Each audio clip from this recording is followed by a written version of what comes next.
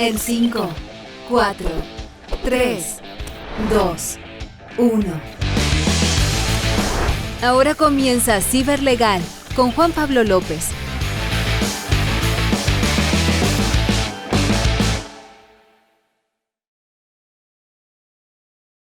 Hola amigos, ¿cómo están? Estamos ya en este día miércoles 7 de junio, ya llegó junio, siendo las 14 horas, como siempre, desde la plataforma de txsplus.com para una nueva entrega de Ciberlegal. Ya es el capítulo número 15, partimos el 1 de marzo, ya llevamos 4 meses prácticamente, y hoy día vamos a abordar un tema que es bien entretenido, comillas, espero que así lo sea, que es el tema de la web 3.0, la evolución y regulación que esto tiene frente obviamente a la sociedad y cómo va afectando la tecnología. Recordemos que es el objetivo nuestro, como si es un poco hablar de la mezcla o esa conjunción que se da entre la tecnología y la legalidad. Siempre la legalidad va a ir detrás. Los negocios van más lento que la tecnología y la legalidad va más atrás de los negocios, así que cuesta un poco que la adecuación obviamente de la tecnología y la legalidad es bien compleja desde ese punto de vista. Lo que hablaremos un poco es este salto que se da ya al entrar a la web 3.0, algunos incluso a la 4.0, como el uso de diversas tecnologías, particularmente a través de los medios de pago hoy día, o incluso a través de las monedas o criptomonedas en este caso, va revolucionando en cierta medida el mercado en sí, y eso afecta socialmente y trae como consecuencias que muchas veces los incumplimientos o incluso ni siquiera los incumplimientos que se den desde el punto de vista contractual, sino que lo que puede pasar como sociedad al verse inmerso, por ejemplo, en un delito, en un ciberdelito, donde queda, en qué esfera de actuación queda dentro de estas nuevas tecnologías. Si quisiéramos hablar un poco de la web 3.0, la web 4.0, tenemos que remontarnos obviamente a los inicios un poco de Internet, hacer un poco de historia. No vamos a llegar al ARPANET y a lo primero que se creó, pero sí, por ejemplo, la web 1.0, por allá por los años 90, en donde éramos un poco espectadores de lo que ocurría, teníamos la posibilidad tal vez de consumir información, pero no había una interacción. Lo que sí, y eso vamos a hablar después también, era una red que era netamente descentralizada. No había un único dueño de ella. Ya podemos visualizar, incluso se habla de los 4 grandes, ahí está Apple, Facebook, Amazon. Son plataformas digitales que hoy día se han apoderado en cierta medida de la Internet.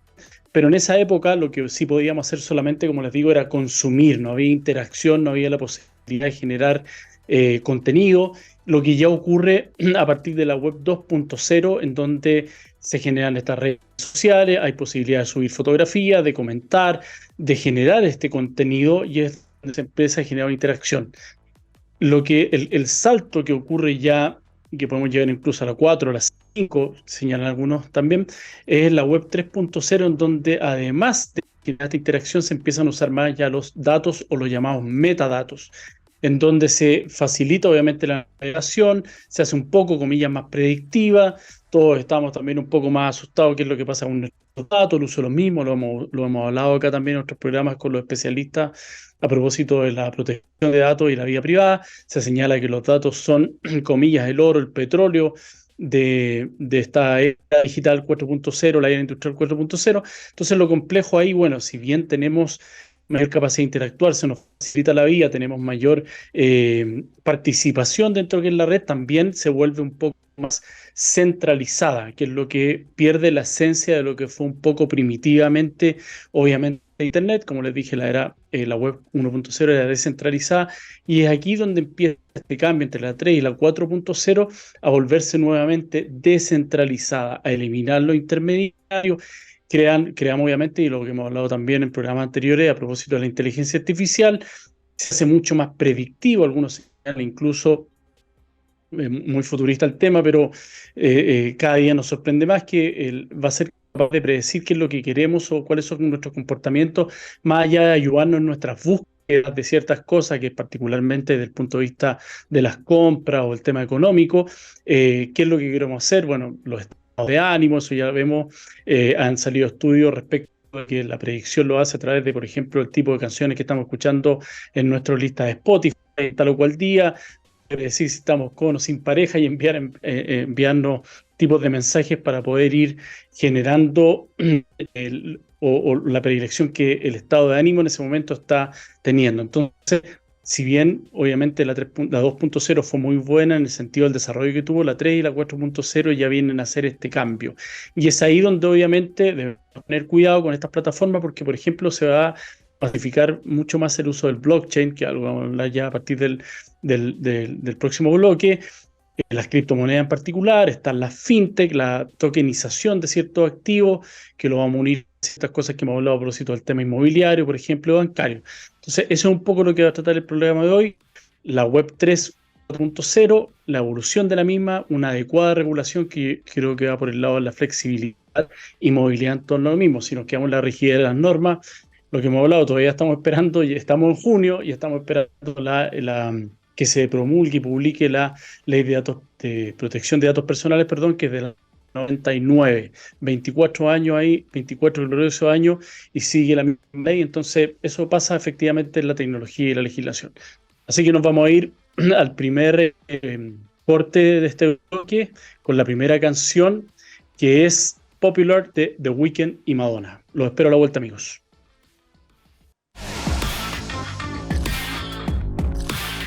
Estamos de vuelta, amigos, para ya este segundo bloque de Ciberlegal, miércoles 7 de junio, a partir de las 14 horas por txsplus.com. Quiero recordarles, pues también hay gente que me pregunta después, este programa queda alojado en el podcast de txsplus.com y también lo pueden encontrar en nuestro canal de YouTube de Ciberlegal. El día de hoy estamos hablando respecto del tema de la Web 3.0, eventual 4.0, incluso algunos hablan de la proximidad de la quinta de la web 5.0 ya,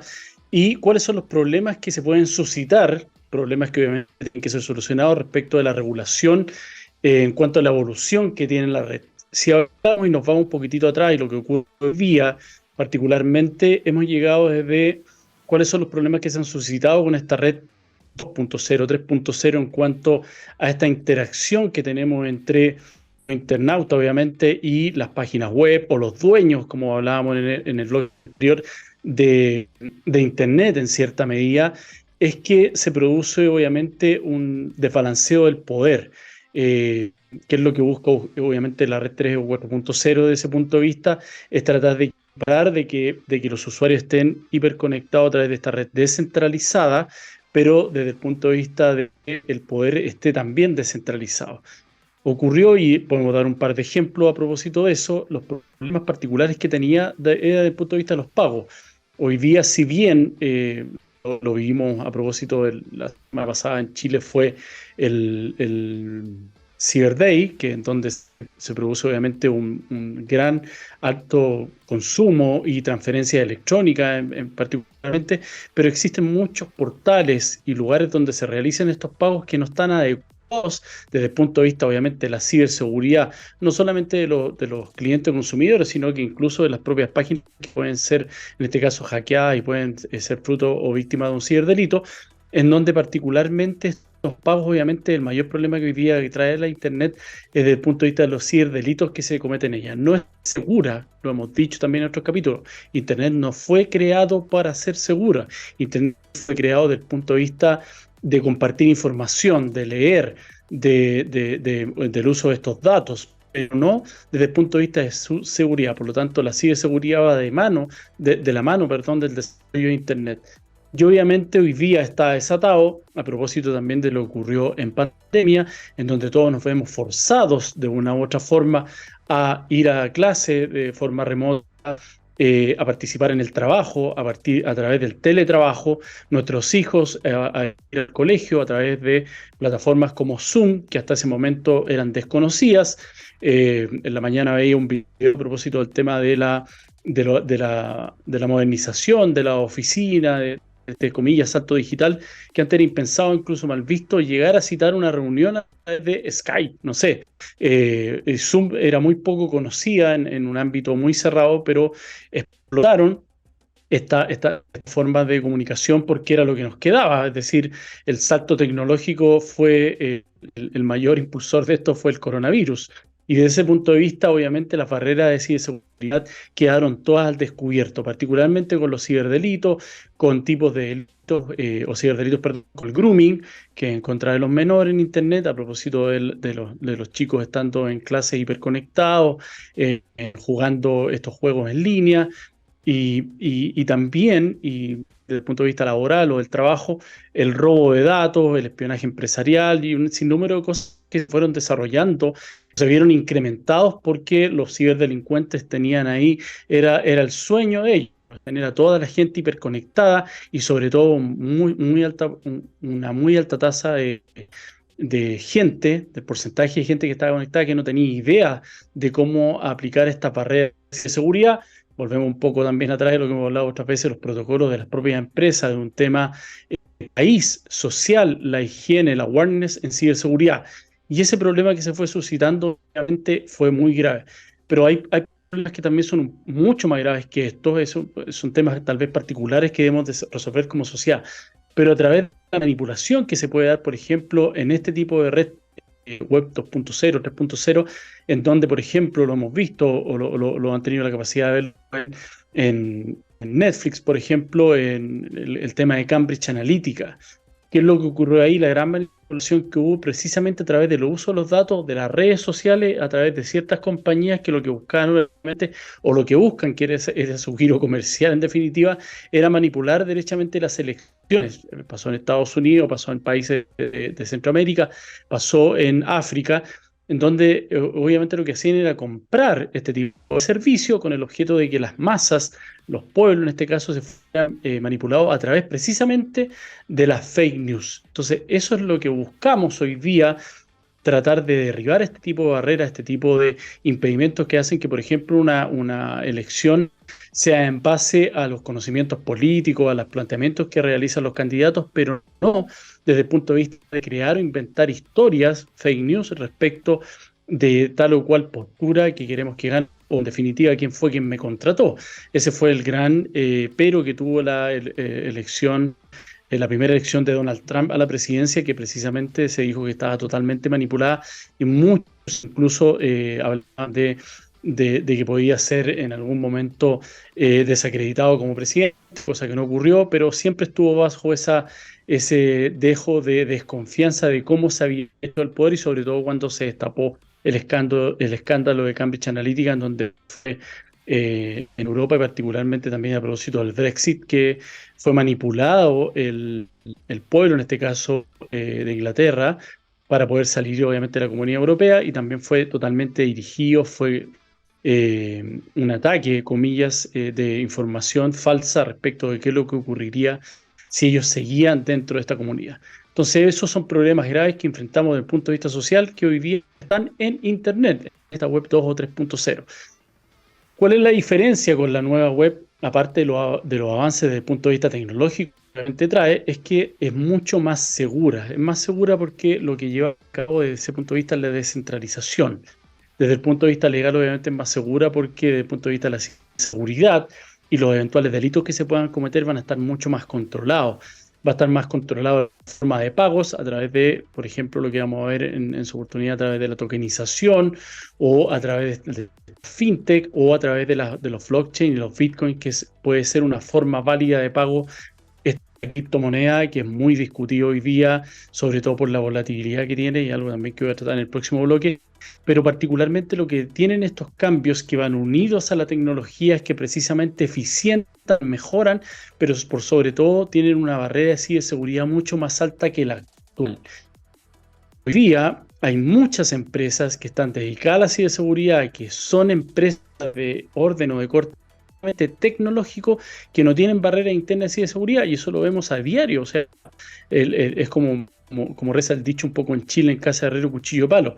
El problema, obviamente, es que se fija más en cómo prestar servicio de forma externa,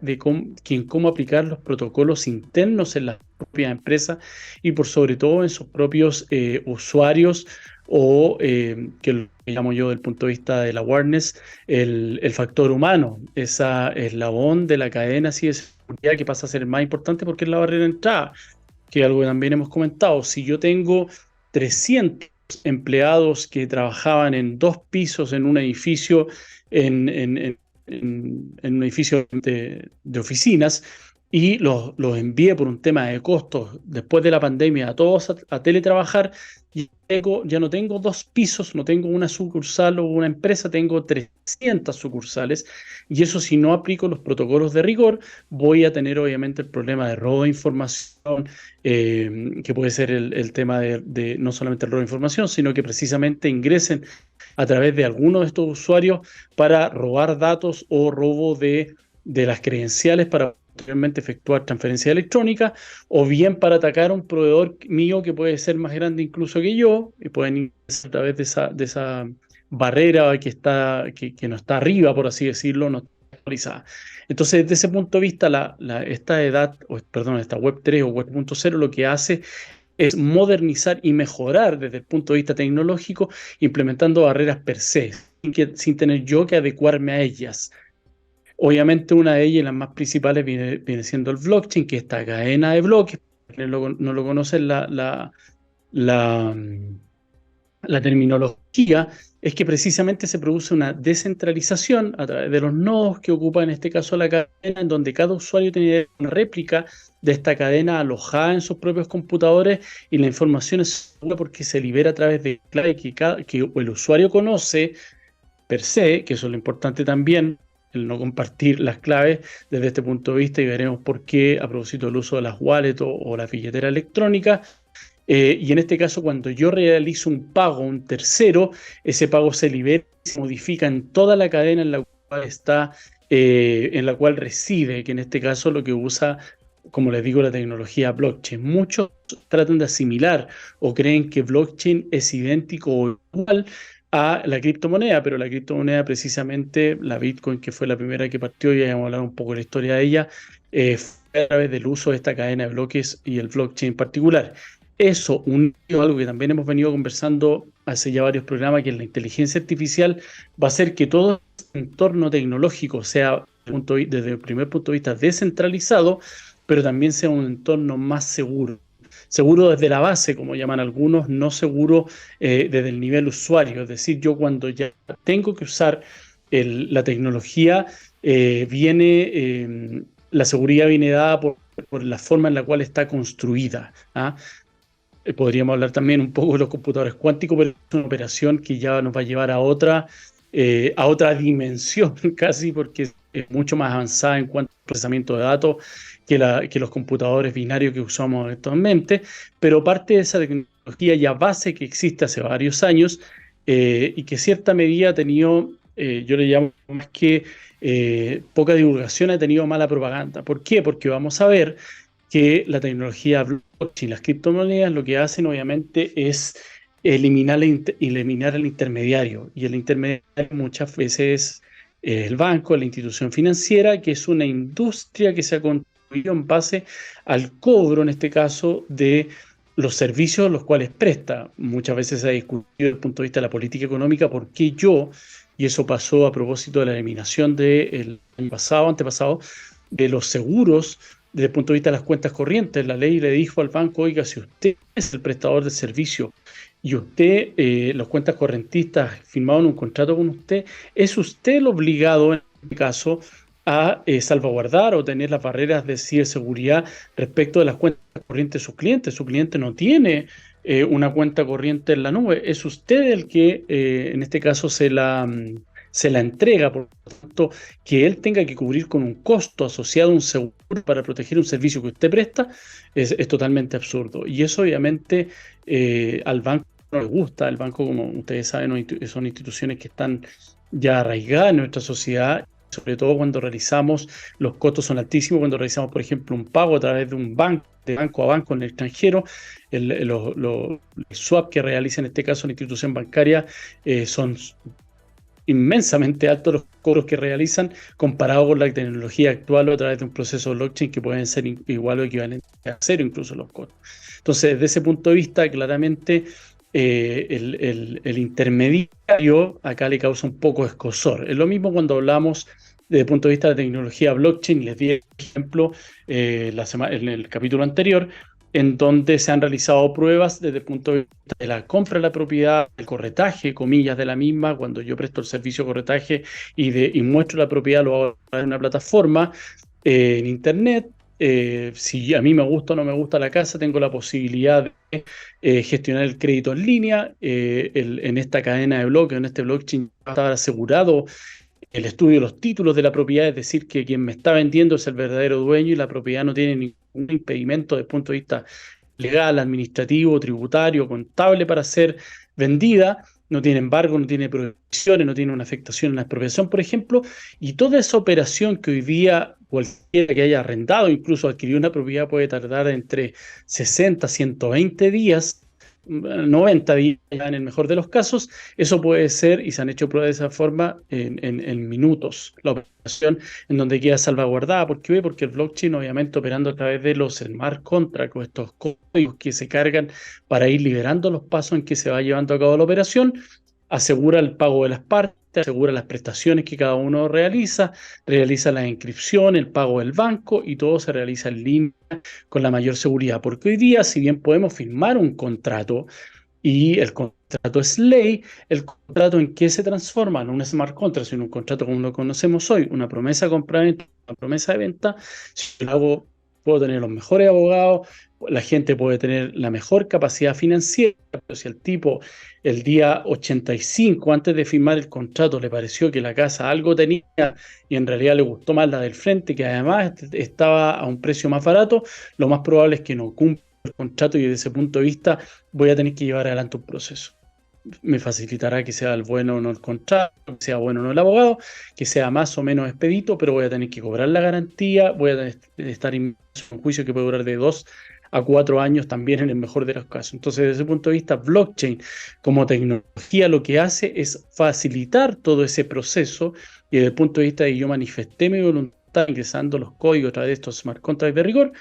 lo que hace es liberar a las partes, obviamente, de toda esta carga que conlleva. El tipo que me está comprando tendrá la capacidad crediticia para realizarlo, sí, porque lo hacemos en línea en fracciones de segundo, y por el otro lado, el tipo que me está vendiendo, entre que yo firme la escritura y voy a inscribir al conservador, tendrá la capacidad de transferirme, no lo habrán embargado por alguna deuda que él tenga, sí, porque lo estamos verificando en línea. Si cuando se lleva a cabo en esa fase de la operación se detecta que hay algún problema, se vuelve atrás y se activa la garantía y se devuelve los dinero a quien correspondan, y en ese caso se deshace la operación y seguimos adelante. Ahorramos costos,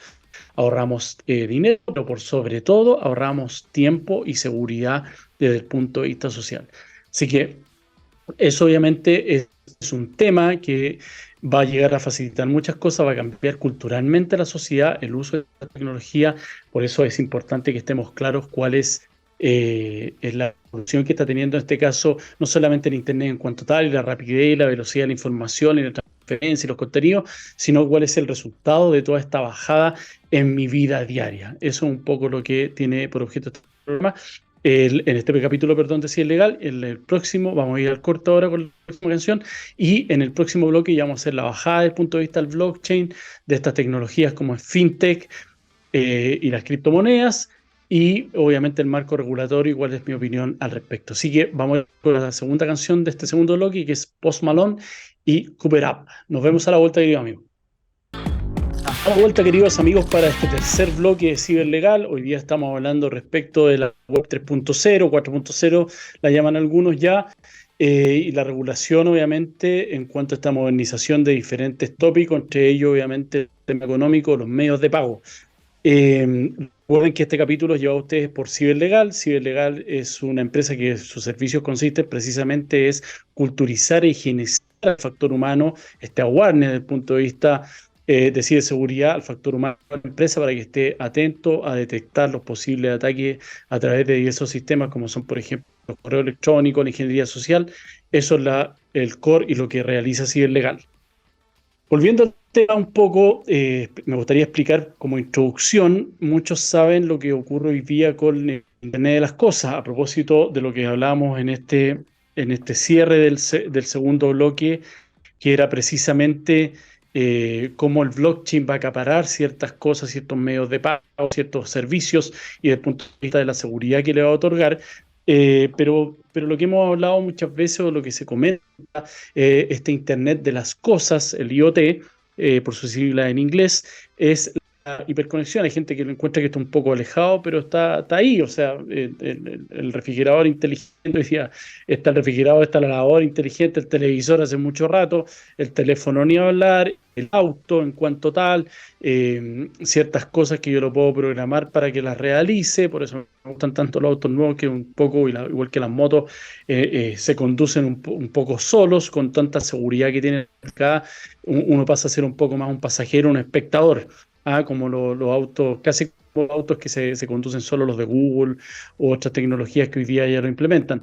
Pero este Internet de las cosas va a evolucionar a esa hiperconexión que van a tener estas mismas cosas dentro del entorno, dejando un poco al ser humano como espectador o usuario directo de ellas, que va a ser este Internet del todo. Y que esto va de la mano también con esta Internet o Web 3, 4.0, desde el punto de vista de la inteligencia artificial,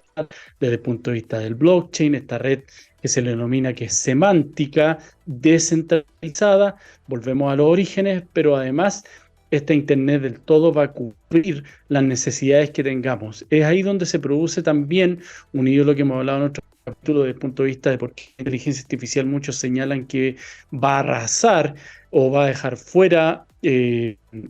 muchas profesiones, la abogado por de pronto, y se han hecho comentarios al respecto, estudios, pero más que todo lo que hace en este caso la tecnología es deshumanizarse desde el punto de vista de los tiempos y de la eficiencia que conlleva el uso de esta tecnología. Es decir, lo que los especialistas señalan en esta materia es que más que dejarnos sin trabajo, nos van a obligar a reinventarnos las tareas que obviamente importan. Desde el punto de vista de la filosofía, muchos también hablan de que los filósofos griegos nunca iban a pensar que 2000 años después iban a estar hablando todavía de los planteamientos que ellos realizan desde el punto de vista filosófico-ético, precisamente a propósito del uso de la inteligencia artificial y la tecnología. Ha nacido nuevamente esto, y esta deshumanización va como por enfocar nuevamente eh, las profesiones, el uso adecuado del tiempo, eficientarla desde ese punto de vista y saber qué es lo que yo tengo que preguntarle al sistema. Haciendo un poco un paréntesis respecto a lo que hablamos la semana pasada, de este caso de los abogados, o de un abogado en particular de Estados Unidos que había realizado una consulta a través del chat GPT y lo presentó tal cual se lo entregó el chat. Se lo presentó a un jurado en Estados Unidos, una corte, la corte hizo el análisis y los casos no existían. Se emitió por parte de varios estados en Estados Unidos, desde el punto de vista de las cortes, una obligación de que los abogados tenían que presentar juntamente con el escrito o los descritos que realizaran una declaración jurada respecto de que se había sido o no ese texto formulado a través de una inteligencia artificial. Paréntesis, el chat GPT no es inteligencia artificial en cuanto recopila datos, los almacena y los procesa, sean verdaderos o no. Por lo tanto, que eso es lo que acusó el sistema. No sabemos, no podemos acreditarla hoy día como inteligencia artificial en cuanto tal. Pero eso ya motivó a una declaración desde el punto de vista humano, y si lo ocupó, porque efectivamente no es que prohíba el uso, sino que si lo ocupó, que se determine en esa declaración jurada si además se hizo una constatación, esa es la palabra, la constatación, con que la información que me proveyó en este caso el sistema es real o no. Es decir, lo que ocurrió en ese caso es que es que efectivamente los casos que nos presentó no existían.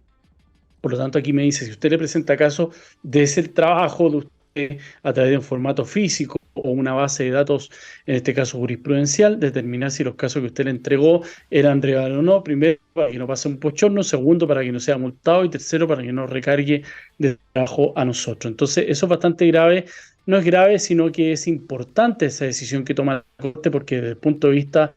que es lo que hemos conversado otras veces, el derecho norteamericano, el derecho en Estados Unidos, cree mucho en la confianza y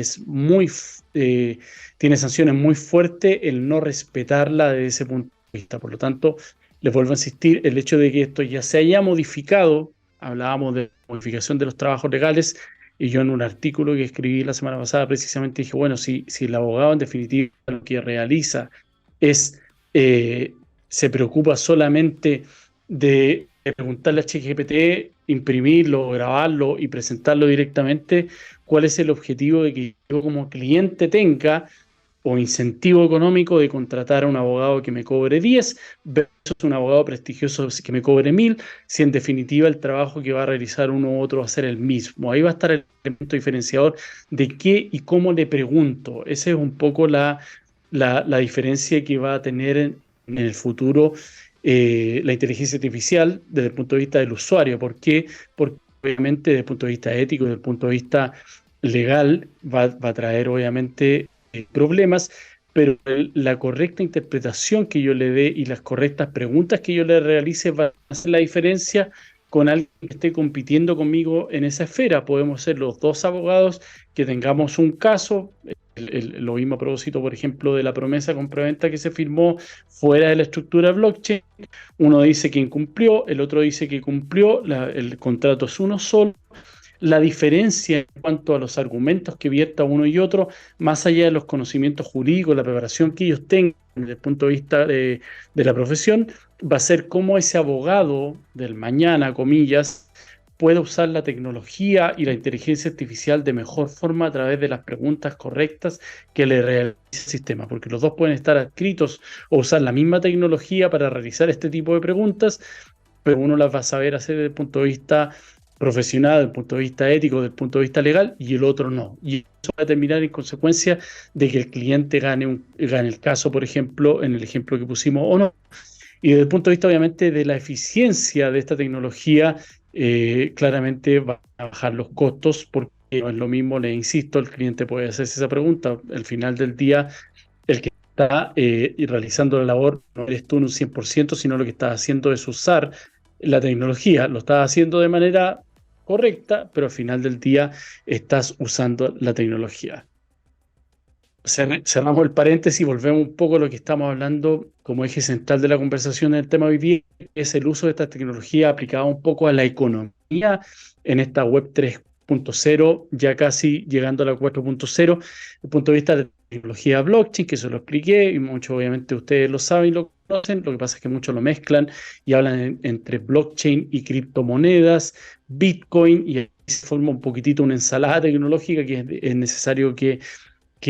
la separemos. Y desde el punto de vista también de esta tecnología están las fintech, que precisamente hoy día muchos de los bancos han tratado de,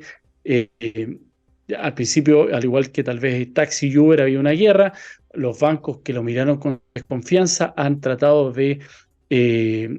acoplarse un poco a esta tecnología, porque si no, directamente se van a quedar abajo con la eficiencia de los costos, la rapidez de las transacciones y la inmediatez, como les digo, particularmente, e incluso hay gente que puede estar fuera, que puede ser cuestionado eso, que puede estar fuera del sistema crediticio, puede acceder a este tipo de tecnología sin pasar por el intermediario, que en este caso es el banco. Está el ejemplo hoy día, o más que ejemplos, es un servicio en cuenta total, que son las fintech, que es el modelo de negocio que desde el punto de vista de la tecnología y la economía lo que busca es mejorar y automatizar la prestación de estos servicios de carácter financiero. Precisamente a través del uso de esta tecnología es hacerlo más rápido, más expedito, pero más seguro también desde el punto de vista tecnológico. Y lo que hablábamos antes, el blockchain, que tiene acá, obviamente desde el punto de vista de la tecnología, ¿qué es lo que es el blockchain? Cadena de bloques, un poco cuando muchos trataban de traducir Facebook, es como el cara del libro, ¿no? Es el uso o la normativa en particular, o Apple, son nombres que se le dan a la tecnología. En este caso sí coincide obviamente con la forma en la cual se desarrolla, que son estas cadenas de bloques, si quisiéramos decirlo en español, que lo que hace es que es una gran base de datos que lo que va haciendo es recopilando y almacenando esta información de manera compartida, como les dije yo, con estos usuarios que están dentro de esta cadena, que pueden ser miles de usuarios que compartan esta cadena en particular, y generando obviamente lo que hace es un registro único e inalterable. Lo que hace son estas copias que son sincronizadas de una sola vez, y que cuando yo lo modifico, ese dato a través de la clave que yo conozco y participo en ella, y hago, por ejemplo, una transacción dentro de esta lo que hace es modificar entera la cadena de bloques y la hace inalterable. Por lo tanto, ya no puedo volver atrás. Esa es la diferencia que podría haber, como por ejemplo, con un doble pago, con una transferencia que realizo, pero que en realidad no tenía fondo y rebota, y yo le envío al tipo el comprobante. No, acá lo que se hace es que son inalterables desde el punto de vista esas transacciones, y lo que hacen obviamente y lo que otorgan es seguridad al usuario de esa cadena en particular. Vamos a ver que tiene obviamente un montón de críticas el uso de blockchain desde el punto de vista energético, desde el punto de vista de la generación, desde el punto de vista de la volatilidad, pero eso también lo tiene la moneda corriente actual y está obviamente sujeta a mucho más problemas que lo que puede tener un uso de una tecnología que es emergente, que es necesario obviamente ir puliendo esa piedra tecnológica, pero va a llegar un momento en que claramente va a ser mucho mejor que lo que le podemos dar hoy día. Otro punto en particular que es importante de este punto de vista es la tokenización. Esta tokenización obviamente lo que hace, unido a este tema de los fintech, de los medios de pago, desde el punto de vista de los servicios financieros, es disminuir la cantidad de datos que yo expongo, que es algo que es muy importante y relevante, no solamente desde el punto de vista de los pagos, sino desde el punto de vista de la protección y privacidad de los datos que yo tengo. ¿Por qué? Todos nos hemos encontrado, nos hemos enfrentado tal vez, por ejemplo, un control rutinario de licencia de conducir de carabineros en la calle, en donde nos piden la seguridad, nos piden la licencia de conducir, los documentos del auto, y eso podría estar todo tokenizado en un documento en donde el carabinero, el policía, el que me está controlando, puede ver la información que a él le importa, la relevante, que es que la persona que está conduciendo es la dueña o no del vehículo, y tiene, por ejemplo, el vehículo placa patente tanto, tiene todos sus permisos y también está mi cédula y mi licencia de conducir vigente, sin la necesidad de que él acceda a los datos en particular, porque ahí es donde se empiezan a perder. Lo mismo y mucho más importante es lo que ocurre con los datos de carácter médico. Hoy día la discusión que se produce particularmente en Chile respecto de esta forma empresarial o modelo empresarial que tienen instituciones como la ISAPRE con las farmacias, en donde obviamente yo tengo una enfermedad y después curiosamente, comillas, cuando voy a comprar a la farmacia me ofrecen cierto tipo de medicamentos que están asociados a ese tratamiento que yo podría estar teniendo de manera privada, porque por ejemplo es de carácter psiquiátrico y yo no quiero que nadie se entere y que ni mi empleador ni mi pareja se entere porque estoy sufriendo un problema desde el punto de vista mental, y resulta que el farmacéutico que está parado frente a mí cuando le di mi RUT, que es algo que también no debían pedir, al entregarle el RUT, lo que hace en ese caso es hacerse de todo el historial que yo tengo desde el punto de vista médico. Entonces, estas tres tecnologías desde el punto de vista del Bitcoin, la tokenización y obviamente el uso que veremos del Bitcoin y las criptomonedas, lo que hace es eficientar y mejorar el tema. Un poco haciendo historia, que siempre es importante, cómo nace desde el punto de vista del blockchain y la criptomoneda, el mito que hay detrás de esto es lo que lo hace un poco más sabroso, que se dice que Satoshi Nakamoto en el año 2009 escribe un artículo que precisamente lo denomina Bitcoin a propósito de esta creación de estas criptomonedas y cómo desarrollarse, y después empieza a interactuar en ciertos círculos desde el punto de vista de blog de tecnología, dando o apoyando este uso de las mismas. Se entiende, no se sabe quién en definitiva es Nakamoto, quien está detrás de eso. Hay quienes dicen, y son un poco las teorías conspirativas que existen al respecto, de que quien habría estado detrás de la creación del Bitcoin incluso habría sido Steve Jobs. Pero no hay nada que esté comprobado desde ese punto de vista. Lo importante y lo relevante es que de ahí nace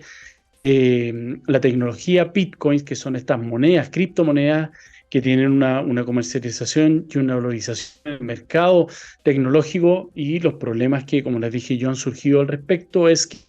por un lado, se critica mucho la volatilidad que ellas tienen desde el punto de vista de la seguridad de la moneda, pero es algo que han sufrido también a propósito de la inflación o la devaluación de la moneda diversos países, como, no sé, en Estados Unidos, Venezuela, en cuanto a la inflación, pero esa es una de las críticas que se hacen. Y lo otro, que para la generación de estas criptomonedas, si bien hay un número acotado de las mismas que se llegarían a emitir, que entiendo que el número es 21 millones, que se hace a través de esta tecnología de ir minando a través de estos servidores o computadores que requieren gran energía para poder desarrollarla. El problema que se critica ahí es que el consumo energético y el daño colateral que conlleva a la persona o el país donde se esté generando. Pero desde este punto de vista también los defensores de ella dicen que, claro, esto es algo que no solamente es fruto de las criptomonedas, el hecho que se estén minando, ¿no? Y generando esta gran cantidad de energía, porque es algo que ocurre hoy día precisamente con el uso, por ejemplo, de la calefacción, de la leña, o la volatilidad de la misma, como les dije, o el uso de los vehículos a gas, perdón, a benzina, que es algo que también contamina, y sin embargo, de esa manera sí lo seguimos usando. Lo que sí tiene la criptomoneda es la seguridad en cuanto al tema de las transacciones. Porque como les señalé, yo cuando adquiero una criptomoneda también puedo adquirir una fracción de ella. En algún momento la criptomoneda subió mucho de precio y era imposible para algunas personas poder adquirirla, pero pueden adquirir fracciones de la criptomoneda. En este caso puede ser el Bitcoin, Ethereum, hay diversos tipos de monedas, de criptomonedas que se comercializan, y lo que hago yo es almacenarla, y aquí viene el tema de la ciberseguridad o de la seguridad de la transacción, en una wallet, que es obviamente digital, que yo tengo almacenada, por ejemplo, en mi computador o en mi teléfono móvil, y la clave de acceso para poder liberar el pago o hacer una transacción la conozco solo yo. Sin lugar a dudas, como les dije yo anteriormente, se han generado intermediarios, han creado intermediarios de estas tecnologías, pero se pierde un poco la esencia. Es como yo puedo comprar directamente acciones, eh, pero que son, por ejemplo, el security token, que me permite comprar eh, acciones o en este caso monedas representativas de acciones o de determinados valores. Eso lo puedo hacer yo solo sin necesidad de un intermediario. Y eso obviamente lo hace la gente que tiene esta brecha tecnológica para acceder a ella. Siempre van a haber, por cierto, para eso están estos intermediarios, pero ahí lo que yo hago es perder un poco el nivel de ciberseguridad, porque podría estar accediendo, por ejemplo, a una estafa de carácter piramidal, que estaría cubierta en cierta medida por esta esfera de credibilidad que sería la criptomoneda. Sin ir más lejos, antes de ayer, salió una noticia respecto de un fraude que se realizó por una empresa tecnológica en Japón, que es la Binance, que lo que hizo obviamente es que el tipo que se arrancó con los fondos que estaban depositados en ella y que precisamente emanaban de estas tecnologías, y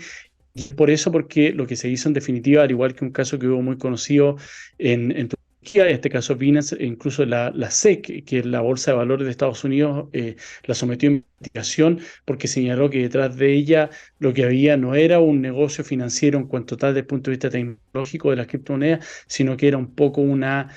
portada para un negocio que se prestaba para este tipo de estafa. Entonces, ahí lo que hay que estar atento precisamente a los intermediarios y participar de la tecnología y la seguridad en cuanto tal. Y una vez que yo tengo, volviendo a cómo se desarrolla esta tecnología, tengo el wallet y quiero realizar una transferencia, por ejemplo, a un destinatario, hacer un pago, lo que debo hacer es aplicar este código para que sea liberado en toda la red, sea reconocido en cuanto tal, y conocer el output, en este caso, que es el código número del destinatario que le estoy enviando, que sería un poco como conocer la cuenta corriente, en definitiva, de la persona que yo le estoy realizando el pago final. Así que ese es un poco,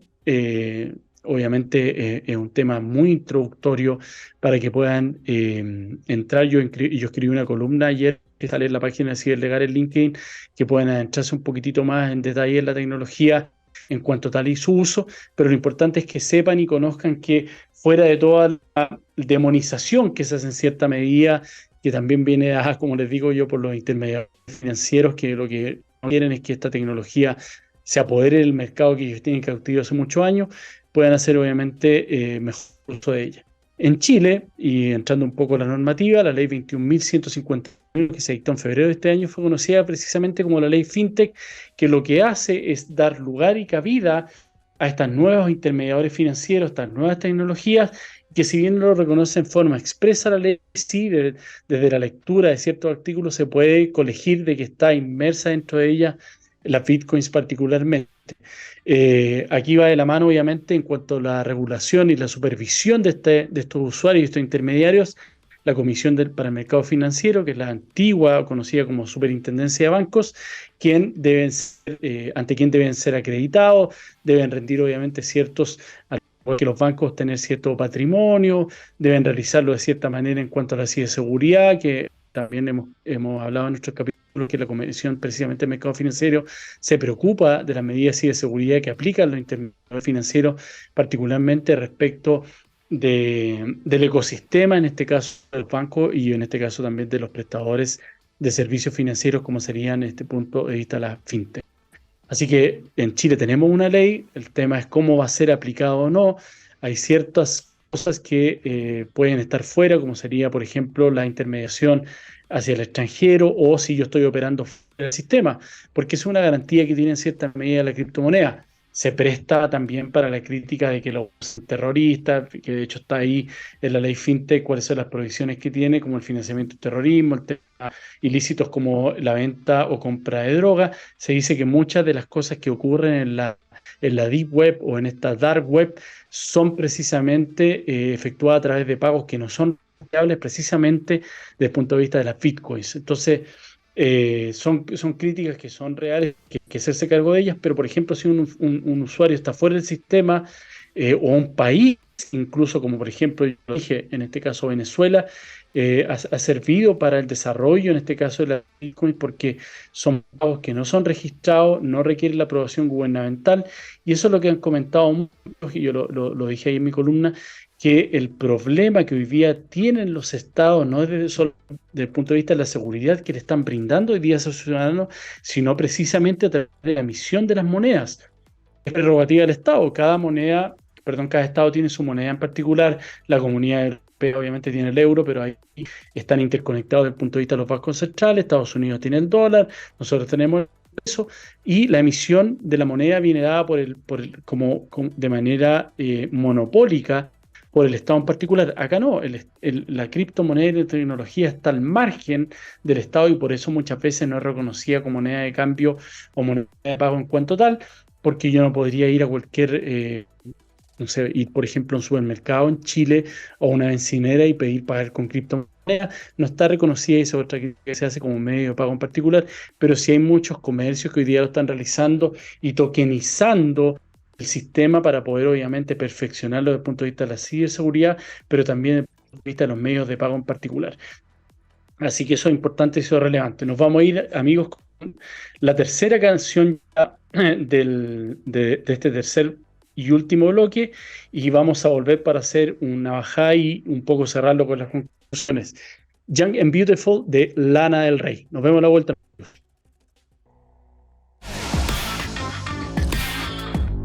Amigos, estamos de vuelta ya para hacer este cierre y conclusiones de este capítulo de Ciberlegal. Bueno, la importancia obviamente que tiene el desarrollo de tecnología. Hablamos de la web ya 3.0, 4.0, algunos se adelantan al 5.0 automatizada. No sé si vieron ahí lo que sacó Apple, esta nueva tecnología que ya podríamos estar dentro del 4.0 con estos lentes, esta visión que tienen donde va a estar conectado y un poco las decisiones las tomamos desde el punto de vista neuronal. Así que lo importante es que la tecnología obviamente sea protegida desde el punto de vista de su uso por la ley, y eso es lo complejo, sobre todo en países como el nuestro, donde somos muy legalistas, muy positivistas, y tenemos que acostumbrarnos un poco más a que sea flexible la ley, establecer la aplicación a través de reglamentos que den directrices, las normas generales, dan estas directrices y las vamos adecuando a medida que las tecnologías van haciendo, pero particularmente no podemos pensar que una ley de tecnología va a estar vigente por 20 años sin modificación alguna, porque eso va a traer problemas sin lugar a dudas en cuanto a la aplicación. Un ciberdelito que se cometía hace 5 años atrás, hace 2 años atrás, era imposible perseguir. Con la nueva ley que recién se está llevando a cabo, está por verse cómo se va a poder aplicar eso en tribunales. Así que eso, los dejo invitados para el próximo miércoles, como siempre a las 14 horas, para una nueva versión de Ciberlegal, y como siempre les recuerdo, a través de txsplus.com, y nos pueden encontrar en nuestras redes sociales, en Instagram Ciberlegal, LinkedIn y también en nuestro canal de YouTube, donde queda alojado este programa y los capítulos anteriores. Un gran abrazo, cuídense y nos estamos viendo el próximo miércoles.